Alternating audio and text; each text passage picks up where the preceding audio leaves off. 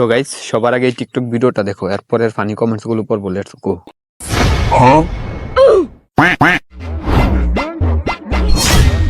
100 টাকা আমি রাখছি, তুই 100 টাকা একটা রাখ। হ্যাঁ রাখছি। এই 100, এই 100, মোট 200। এই নে 150 টাকা। তুই আমার প্রথমে দিছিস 100 টাকা, আর আমি তোরে দিছি 150 টাকা। তার মানে তুই 50 টাকা লাভ করছস। আমি তোকে প্রথম দিছি 150 টাকা, আর এখন আমার কাছে আছে 200 টাকা। তার মানে আমিও 50 টাকা লাভ করেছি। This is business.